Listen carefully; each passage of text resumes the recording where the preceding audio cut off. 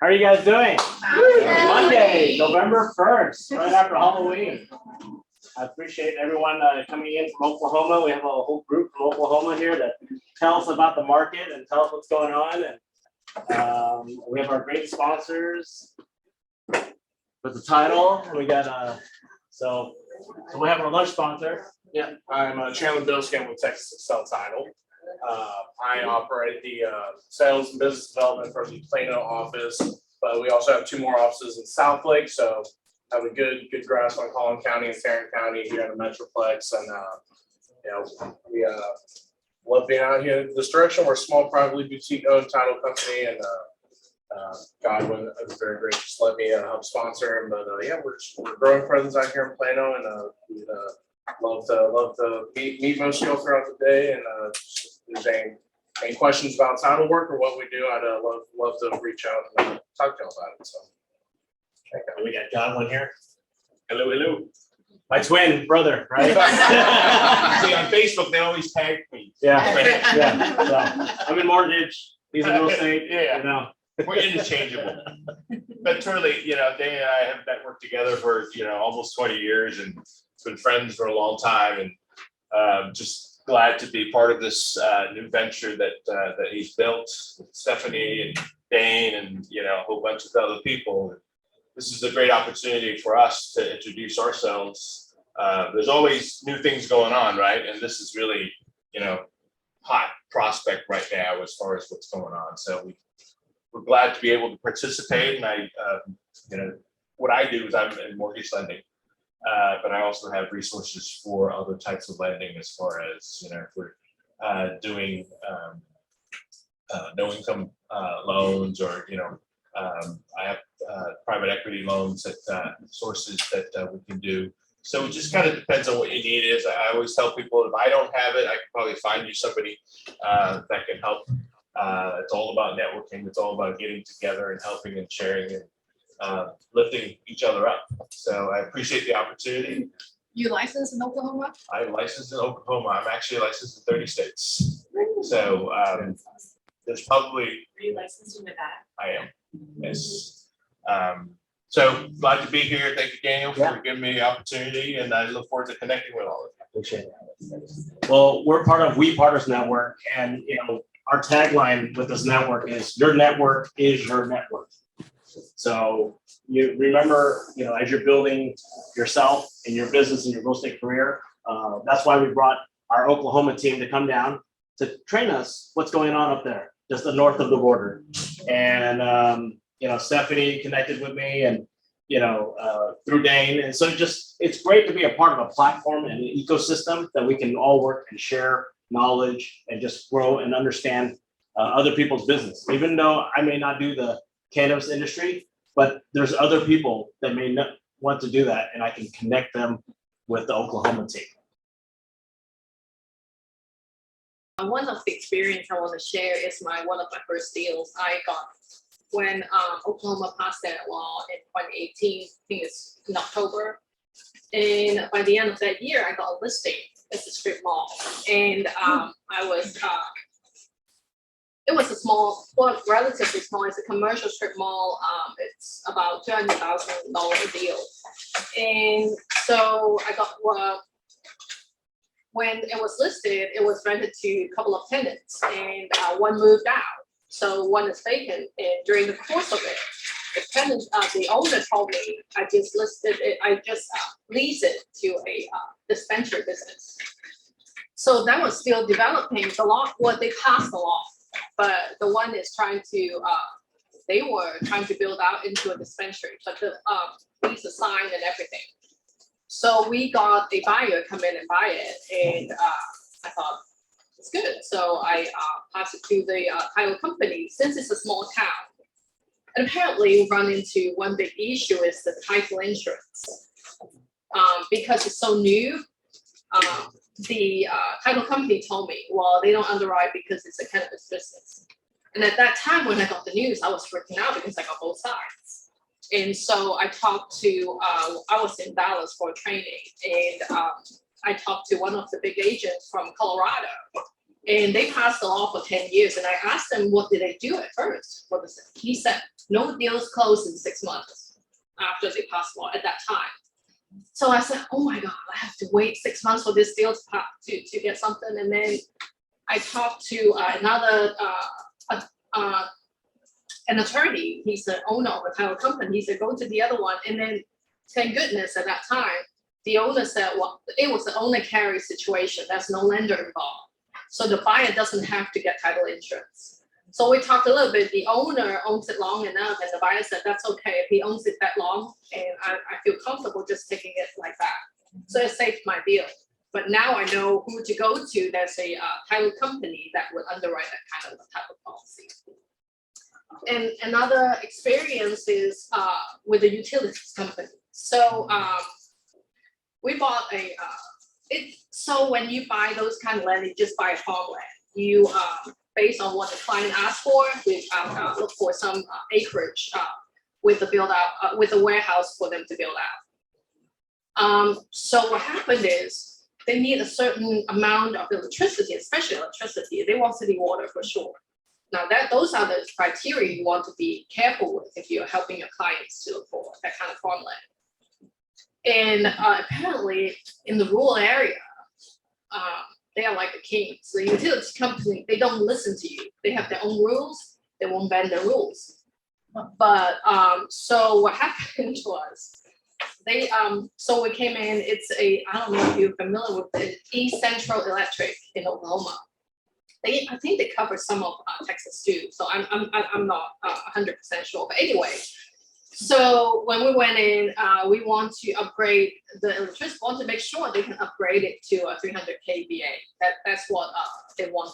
It's pretty, high voltage for that. Anyway, so we submit a request to see if that area can be upgraded, and they said no, you cannot request it. It has to be the owner because we are the buyer.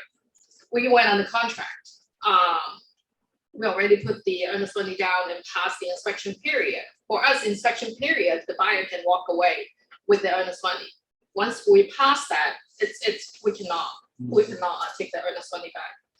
But anyway, so we are already way past it because the electric company is going to take at least a month to give you a study. That whether it can be upgraded or not. So those are the challenges you come across with. We pull through mainly because I called a bunch of times to those electric company, and different person answer the different phone calls and they say different things. So finally, I talked to one of the engineer and I got his cell phone number. I'm not gonna let that go. So he told us, yes, that one can be upgraded. That's okay. So we go ahead and close the deal within.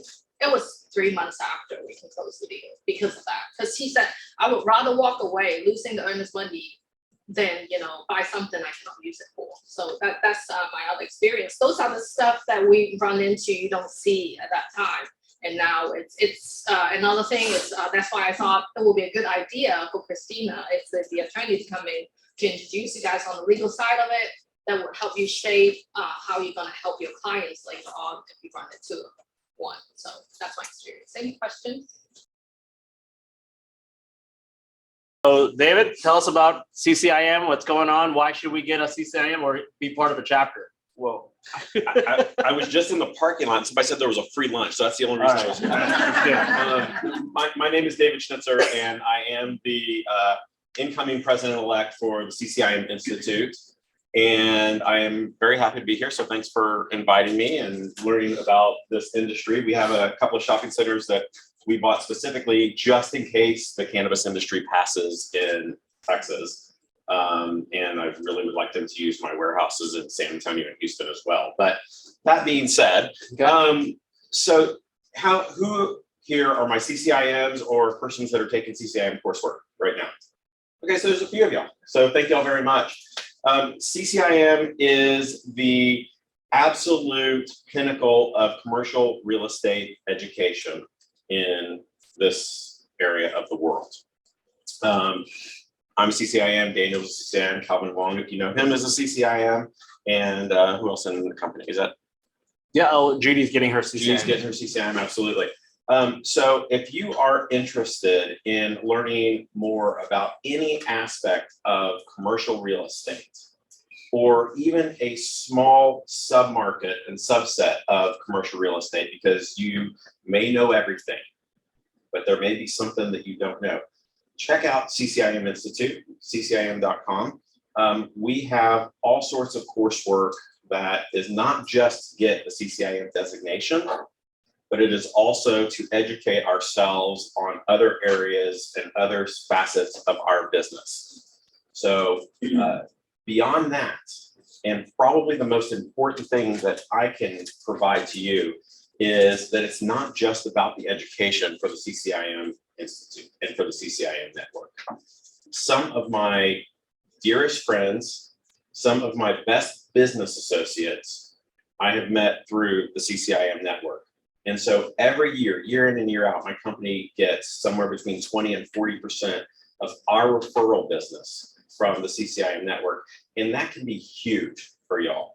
So if you're thinking about commercial real estate education, if you're thinking about a different network and an additional network to the We Partners network, please check out CCIM Institute. And I'm in the back. I finished my lunch, so if you have any questions, thanks so much. He's waiting for some goodies. You all have any events coming up?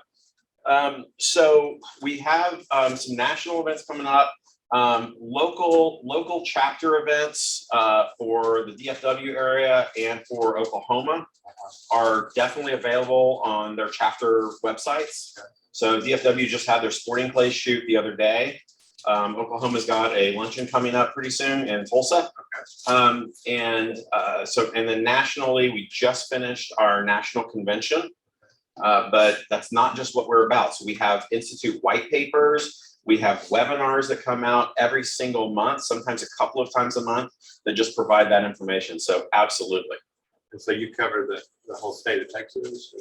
Well, I actually cover the entire world You're for amazing. CCIM Institute. Oh, wow. Yeah. So I'll be the 2023 global president. And where are you based out of? Dallas. Well, that's handy. Yeah. Just worked out that way. Just worked out that way. But happy to answer any questions that anybody has. Also, let me also plug that we have scholarships available for both named endowed scholarships that are given through each of the chapters. Okay. And then we have also diversity scholarships if someone may be interested in that. And you can go to the website, search diversity scholarships or DE&I, and it'll come up. And again, if you need information, I'm happy to take a business card and send you some information, or you can call me. Awesome. Thank you. Thanks, Dana. No, no problem. Thank you, David.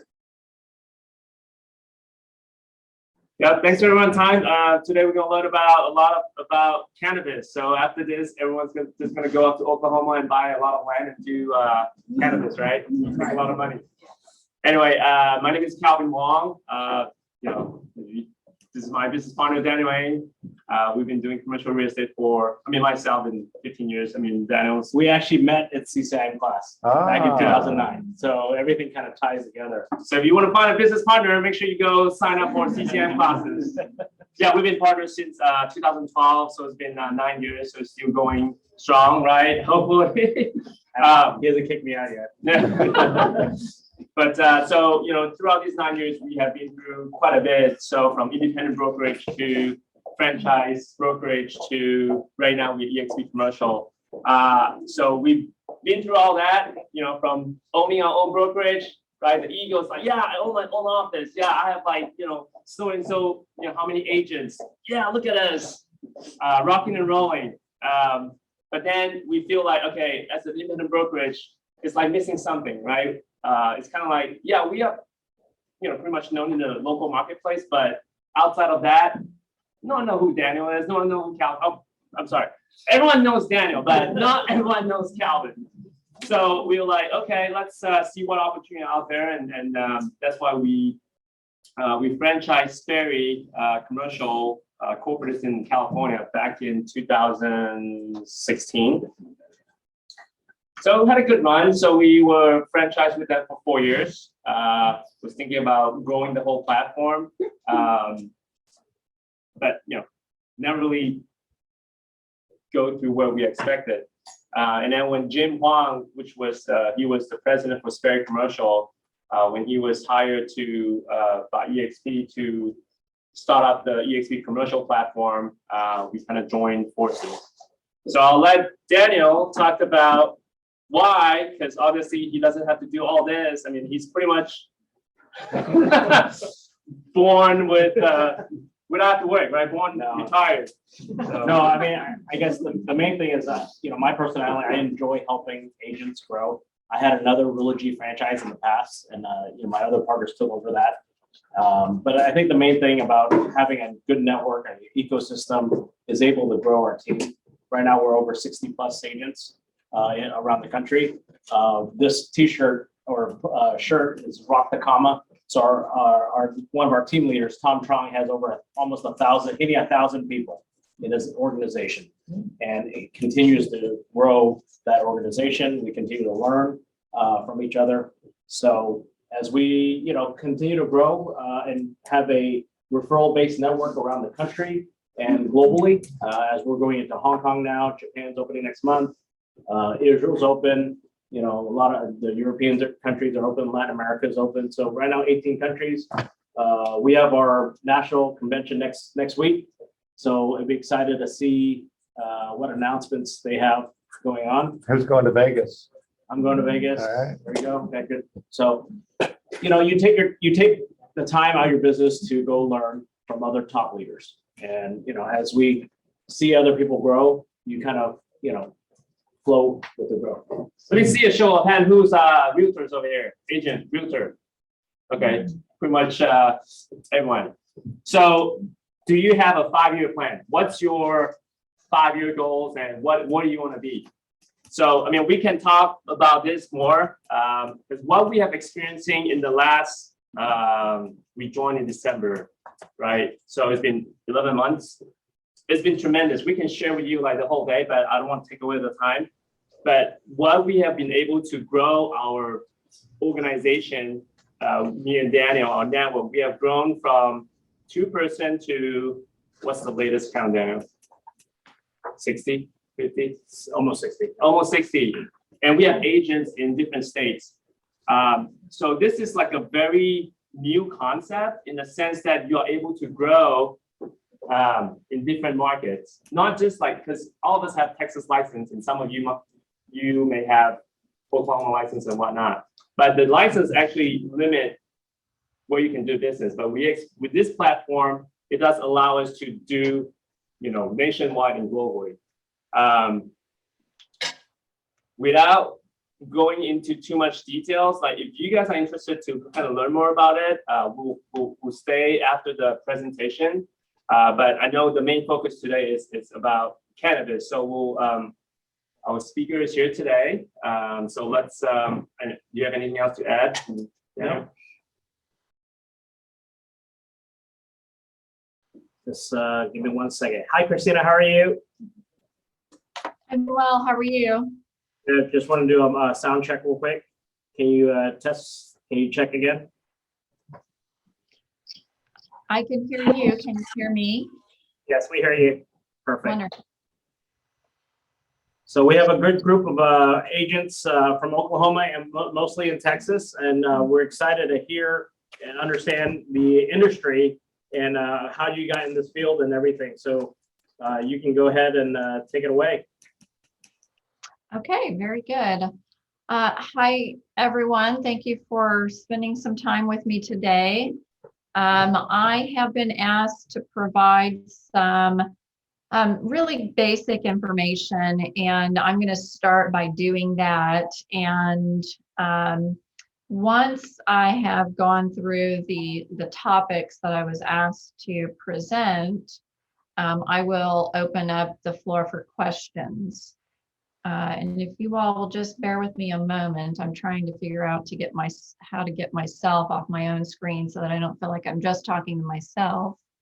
Much better. Thank you. I don't know if you did that or I did that. Thank you. Okay.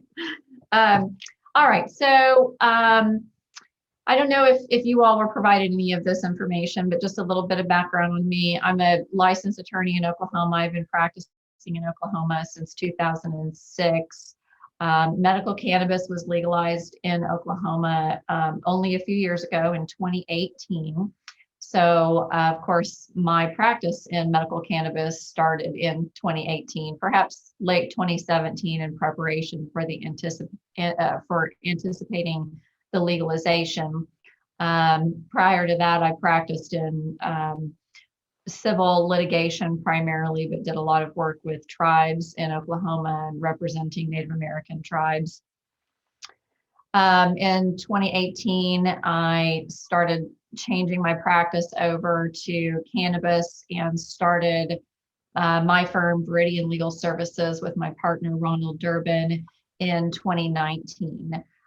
We are Oklahoma's only boutique cannabis law firm, and it is almost exclusively all we do. So I feel like we're the preeminent source on cannabis law. We spend the first several months of the year when our legislature is in session. My partner spends those several months almost entirely in Oklahoma City working with the legislature to try to help craft legislation around the industry. So one of the first things that I was asked to provide to you all was an overview of the type of licensing. And I think that's a good place to start. So in Oklahoma, there are primarily 3 types of commercial licenses. The first of those is the dispensary license. A dispensary is an entity that is allowed to conduct retail sales to end user patients or licensed caregivers. Those folks can only make sales. After November 1st, today actually, the law changed today or was implemented today, dispensaries can actually now also, in addition to making retail sales to patients and licensed caregivers, they can roll their own marijuana cigarettes at their dispensary location and sell those. Dispensaries are typically only going to be found in areas that are zoned retail. There are, of course, some cities and some counties that have some oddities in their zoning or no zoning requirements whatsoever, but the vast majority of jurisdictions in Oklahoma require dispensaries to be in retail zoning.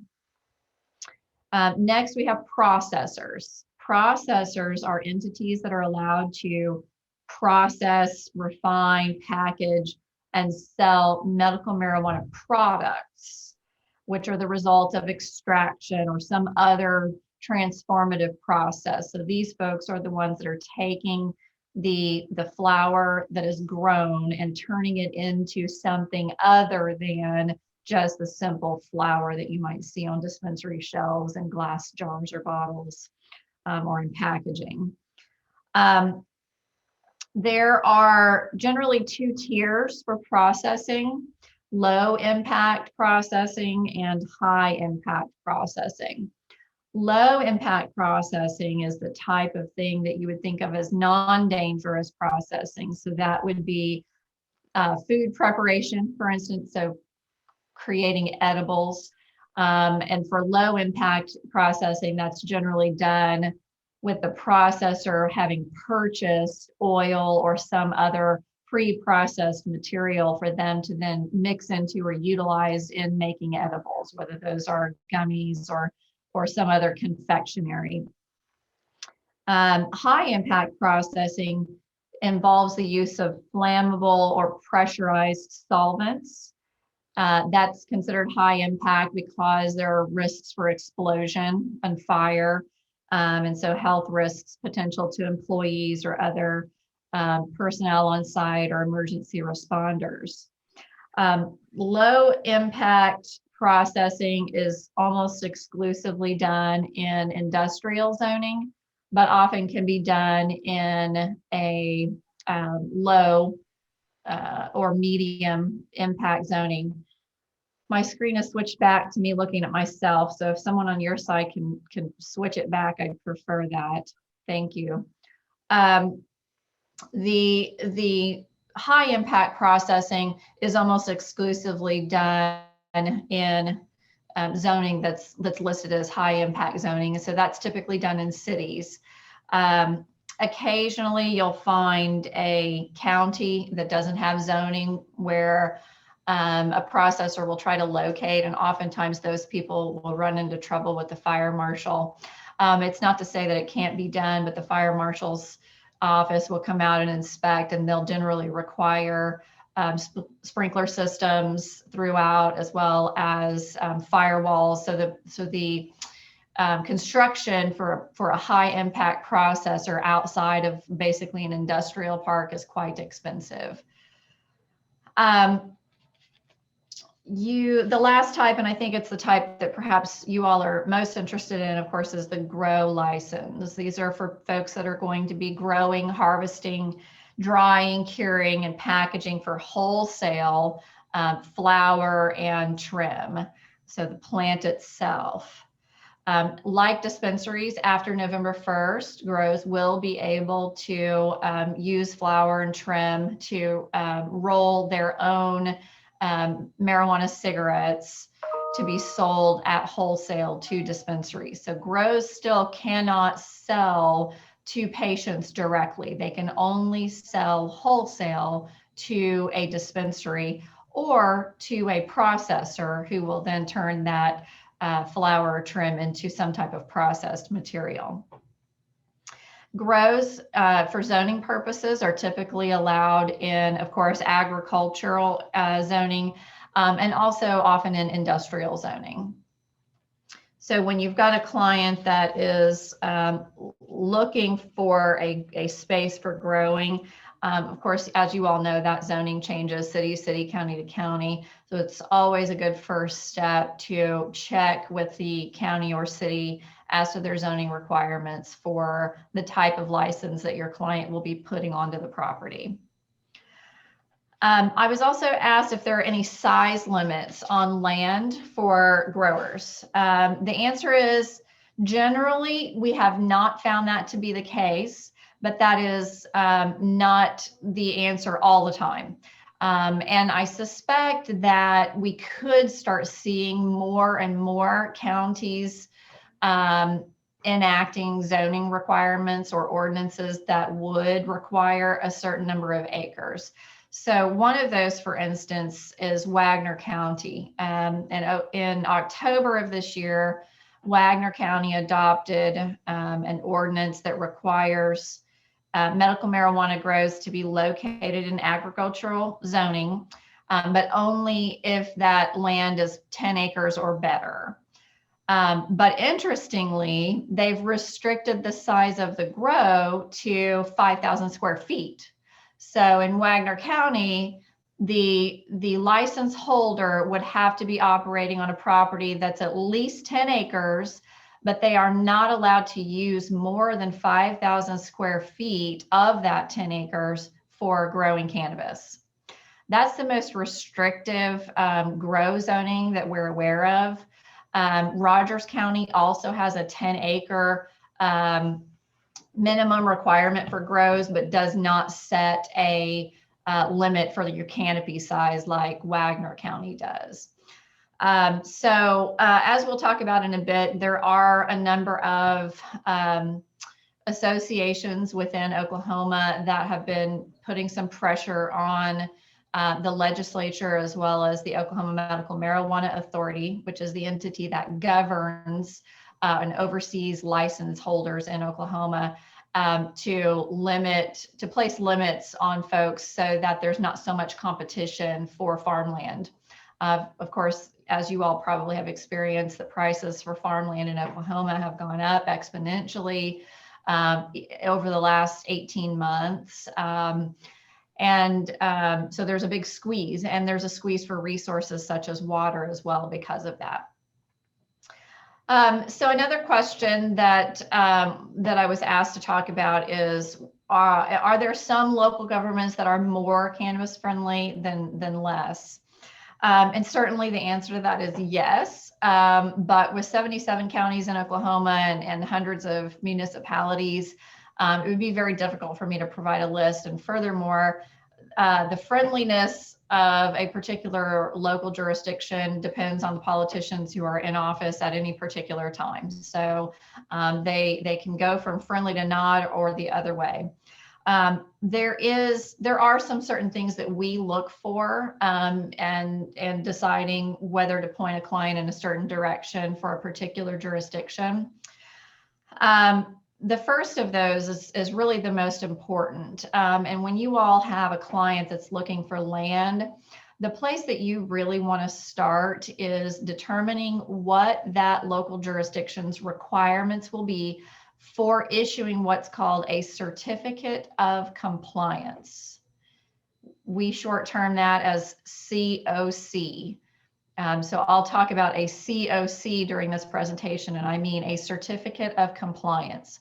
That is a document that is required by the OMMA, the Oklahoma Medical Marijuana Authority. It has to be submitted with the licensee's application, and a license cannot be granted without a properly fully completed certificate of compliance, COC. And the COC is filled out and signed off on by the local city or county in which the land is located. Some jurisdictions, you can take the form into the office and they will fill it out on site and hand it back to you. Some require a fee for that. We've seen fees up to $2,500. Some do not. There are some jurisdictions that want to schedule and come out and do a number of inspections before they will sign off on the COC. And so that process can slow down, the transaction that you're trying to have take place. We always recommend to our clients that they include a contingency in any contract, that their purchase contract, that allows them to get out of the contract or not close until they've had the COC issued. Because if they're intending to purchase that land for a grow, for instance, and they close first and then find out that they cannot get a COC, they've bought property that's useless to them. Without the COC, they cannot get a license. So we always recommend to our clients very strongly that they include a contingency that closing not occur until they've obtained the COC. And so that can get difficult or tricky if you're in a jurisdiction that requires a number of inspections and other hoops that have to be jumped through before you can obtain that COC. So for instance, in places, the larger cities like Oklahoma City and Tulsa, it can take months to get a COC because of all of the paperwork and inspections and different things that are required. Like I said, in other jurisdictions, you can simply walk in to the planning office and they'll sign off on it right at that time. There are some counties that don't sign off on the COC, but they give you a form letter in lieu of that. I've included that in the packet of materials just so that you can see what sometimes you will get. I think we've also got the COC document itself in the packet.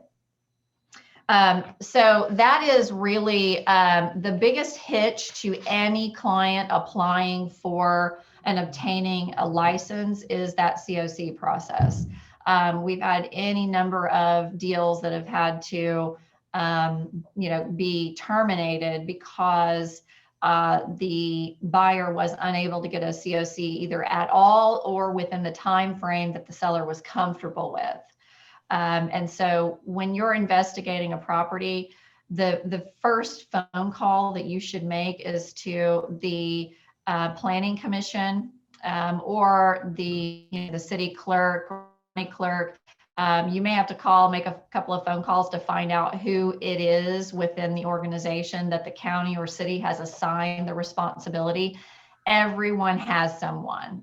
There are enough of these things being issued in every city and every county that there is going to be someone responsible for signing off on those.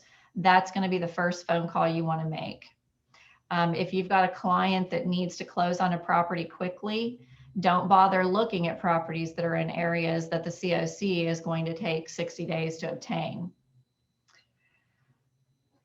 Something else that happens from time to time is that there are certain. have I lost my feed? Are you all still there? We're here. It's, Okay, great. So when you have to get a special use permit prior to being able to get a COC, of course, that process will slow you down even further. The city of Sapulpa, which is near Tulsa, is one that requires a special use permit before they will grant the certificate of compliance. That's an application process. It then requires a hearing before their Board of Adjustment. Once the Board of Adjustment approves that, it then requires a hearing before the City Council. So that process can take about 60 days just getting through the SUP process. So there are a number of jurisdictions throughout Oklahoma that require that, and that unfortunately is for every single licensee within their jurisdiction has to go through the SUP process. So it's lengthy and it's a pain. Those are the type of jurisdictions we generally steer clients away from. One bit of good news, of course, is that with the changes in laws on November 1st, the application process does not require continuing certificates of compliance. So in the past, you've needed to get a new certificate of compliance each year. Going forward, if a certificate of compliance has been issued, you do not have to get a new one. That can be of benefit if you all have a client who's looking at a property that's already licensed. If the property is already licensed, it will have already gone through that CO process and the COC process. And it's likely that the COC would be transferable to the new buyer. And that can help you if your client is very urgent about wanting to get started.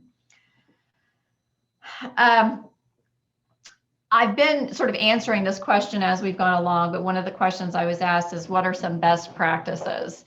And, you know, as I've said, from the perspective of a realtor and the clients that you will have, your best practices are always to make those phone calls about whether the land or the property that you're looking at will be able to be issued a COC. Be able to tell your client how long that process will be and what it will entail, whether there will be a fee that will have to be paid to the city or county for the certificate of compliance. And then, of course, to include the contingencies in the contract if you're representing the buyer, to allow them to terminate the contract if they are not able to obtain a COC on the property. Another question that I was asked to talk about is industry development going forward, as may affect or implicate your choice of farmland. And what I would say about that is, yes, I expect there to be. So in Oklahoma, the legislature goes into session in February and ends in May. During that few-month period, you know, there are always a number of bills that change what we're looking at. As I mentioned earlier, there have been several farming and ranching groups that have started already lobbying for limitations this next year. I expect, I will be surprised if we don't end up with some legislation this next year that would then likely go into effect this fall of 2022, although if it's an emergency measure, could go into effect sooner, that will perhaps put some types of limitations on land size and other types of proposals. We don't know yet. We haven't seen those proposals yet, other than the quota proposal, which was something that was put into a bill this last legislative session. There was a license cap bill that ran. It was not approved, so it did not go into law. But the Cattlemen's Association and several other farming and ranching groups are lobbying pretty hard for a license cap. So with that being said, I think there's a better than average chance that we will see a license cap go into place this next year. And what that will mean is that there will be likely a run on licenses and on land. So the bill that got run last year put a quote cap in for licenses, but the cap didn't go into effect or wouldn't have gone into effect until September 1st. And so that bill would have allowed between May and September any number of licenses to be applied for and issued. And what we expected to see if that bill passed were hundreds and hundreds and hundreds of people applying for licenses. And licenses have to be they're location based. So in order to get a license, it has to be addressed at a specific property for which you can get a COC. So if we see a bill like that this next legislative session and it passes leaving a few month gap wherein people can obtain all the licenses they want, and then the curtain coming down, so to speak, we will expect to see a land run and a license run within those few months. That's why I also expect to see more ordinances from counties and cities over this next year in preparation for that, placing some additional limits on what we expect to see for land size, grow size. So something that they call canopy size, which is what Wagner County did, saying you must have 10 acres, but you can only grow on 5,000 square feet. That's called a canopy limit. I expect to see more counties doing that as well. So, now and until probably next fall are really, if you're wanting to catch what I think will be continuing a hot market and probably that market losing some of its steam after next fall, now's the time. Before it gets more restrictive, before we start seeing more and more canopy size limits, acreage requirements, and statutory quotas and license caps. So that is, those are sort of the basics. I think I've got a few minutes for questions if anyone has a question. Question. So Speak a little louder. in Nevada, they are doing some restrictions because of when the bloom happens, there's a funk. There's a really terrible smell for the neighboring people.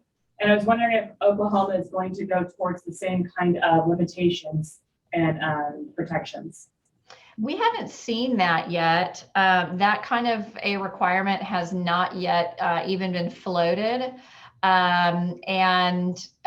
We do have nuisance laws that are still in place, and we have seen some lawsuits and some jurisdictions going out and attempting to enforce nuisance laws. And so they've required particularly indoor grows and dispensaries and processors to install different types of ventilation and filters and carbon filters and that sort of thing. I have not heard anyone mentioning anything about trying to put restrictions on outdoor growers. Realistically, most outdoor growers are growing on a fairly limited number of land. There are certainly a few that have acreages in the double digits and some in the triple digits, but by and large, most growers are growing on just a few acres. So, question with regard to the federal laws as well. So we've seen some retail establishment landlords be very cautious about leasing property to a dispensary, licensed dispensary in certain states, just due to federal law and the possibility of a pushback or even possible criminal charges. What have you heard on this? What have your expectations been? What have you seen? So we do of course see that as well. You know, if folks understand federal law in terms of how the federal government is treating medical cannabis, first and foremost, the federal government has for the last number of years included budgetary restrictions that do not provide any funds for the Department of Justice to go after or prosecute anyone for simply doing licensed medical cannabis business. Okay. Now, if they're money laundering or doing some, you know, RICO or doing some other, you know, serious federal criminal activity that aren't just simply selling medical cannabis under a state license, then certainly the feds are coming in on that. But you know, under the current policies, the federal government does not fund any activity by the Department of Justice for folks that are simply engaging in state legalized medical cannabis sales or growth. So from a federal perspective, it's quite safe for a landlord to lease their premises to a fully licensed entity. So when we run into landlords on our side that worry about that, we try to give them that explanation. The bigger problem that we run across, of course, is that more often than not, retail space are spaces that have mortgages. And, you know, of course, every mortgage contains language that says you can't use this property for illegal activity. And most lenders do view that as a breach of the mortgage to have a cannabis business leasing a part of a property that is mortgaged. That said, I have yet to see a single bank actually go and try to, you know, an attempt to foreclose on a mortgage simply because there's a licensed cannabis business that's being leased to. Now, I have had some lenders step in and tell their borrower, we are not going to approve you. We are not going to agree to you, you know, leasing to this cannabis business. And that's been in instances where the person with the mortgage has gone to the bank and asked for permission, basically, and the bank has said, no, you don't have our permission to do that. But in the instances where it's just been done, I have not, in the years that I've been practicing this type of law, I've never seen a bank seek to foreclose based on the fact that the landlord leased to a cannabis business.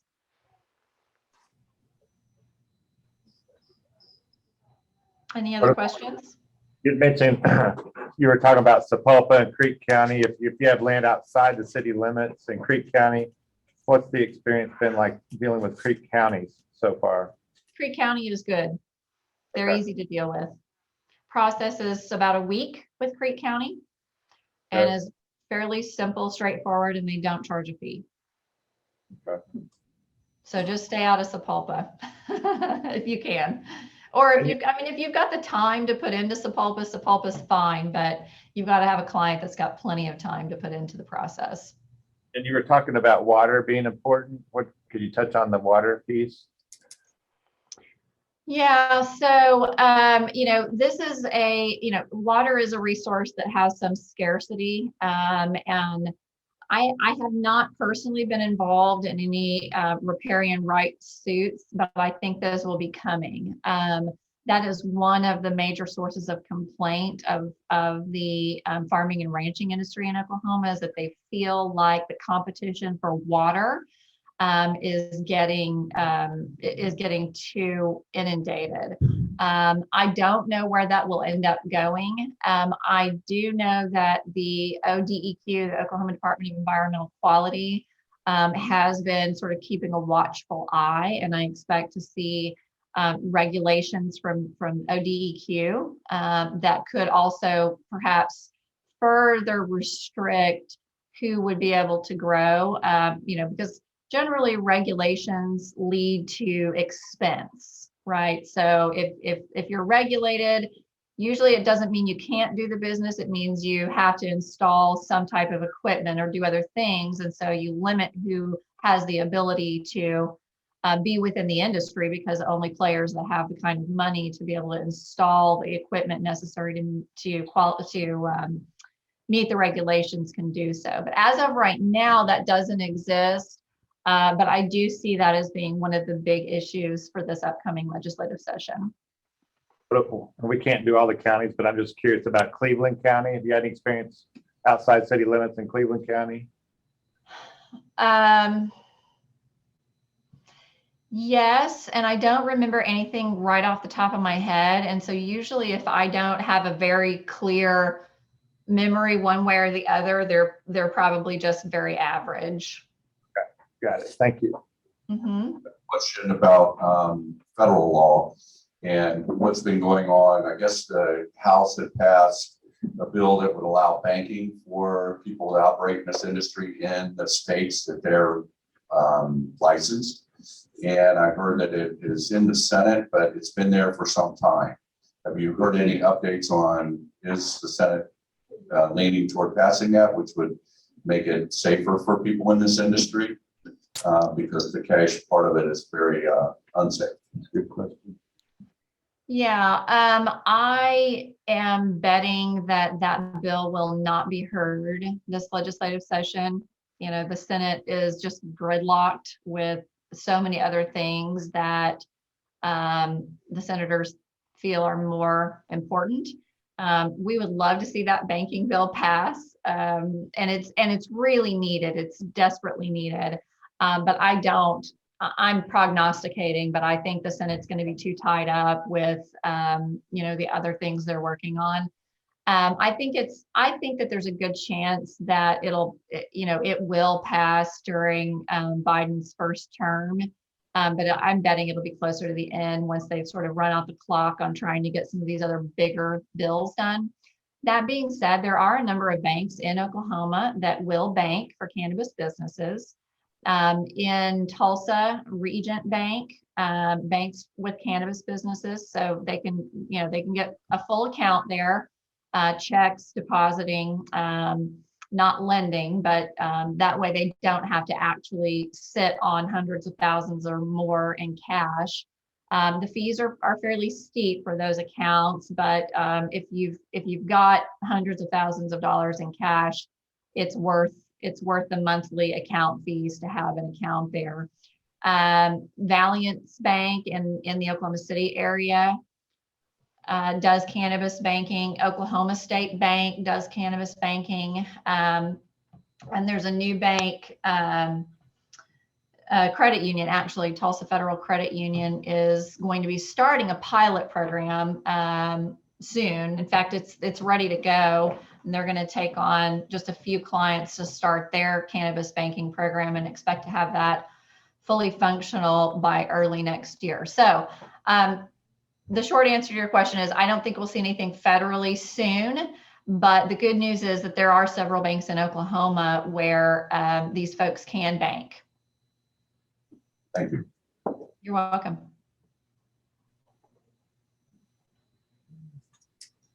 I'll ask a question. So as a broker, realtor, so what are the things that we need to look out for? So let's say we have a prospective client that said, hey, I'm interested in growing a cannabis farm. So what are the things as an agent, what are the things that we should look out for other than just go and find a big piece of land? And also water, as you mentioned, the water rights and the water pressure. Anything else that you would suggest that we, do or want to go find deals or land to do so? So, all of the necessities for, particularly if you're going to have a client that's going to do, let's say they're going to do an indoor grow, there are certain electrical requirements that are necessary for that. And that can be very, very costly if the property is not already equipped with the setup that's necessary. I've seen that cost a client $100,000 before to put in the necessary electrical equipment. Dealing with the state fire marshal, I've included in our materials their checklist. Any property that you're looking at, you should take a look at that checklist. Because again, if the property doesn't meet those requirements, it could be extremely expensive for the property to be improved or rehabbed to meet those requirements. So one, it would be very time consuming, and two, it could be very, very costly. I saw one recently that needed $60,000 in sprinkler system upgrades on a property that they had already, purchased. They had already committed to it. They did not know they would need the sprinkler system to be upgraded, and then they found that out afterwards. And that's a big sticker shock and a big surprise. Plus, it puts you back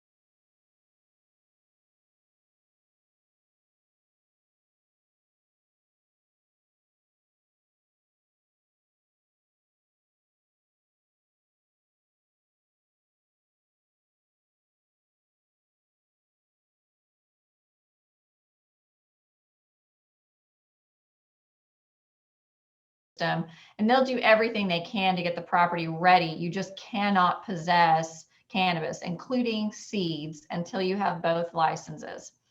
The cost for the OMA license to the state of Oklahoma is $2,558.30. The OBNDD license is $512 for a grower or a processor. It's $312 for a dispensary. Then there are various background checks and some other miscellaneous fees that have to get run through the state. Roughly, in terms of a single license, the cost that goes to the state of Oklahoma is around $3,300. The attorney fee portion of that greatly depends upon how much of the work the client's going to do themselves and how much they want us to do. So for instance, some clients will come in and they already have their own LLC created. If we're not doing that, then they don't pay us for that. It's 1 o'clock. We work off of a flat fee basis here in our office. So when we have clients that come in and say, we'd like to start a grow, we've got this piece of property, the first thing we do is vet the property ourselves. So we check the address. We run all those traps that I encouraged you all to run. We do that first. Once we've done that and we can be sure that the property is one in which the client can obtain the license, we will start work. So our fees typically run, from about a bare minimum around $3,000. Again, depending on how much the client needs, if they've got a more complex business arrangement that they're trying to pursue, if they have out-of-state investors, some other things, that fee can run up, to $7,500 or $8,000 for the attorney fee portion. You'll have to remind me, what were your other questions? So I think that also answers like when should they start engaging your firm or yourself into the process. I think you kind of mentioned,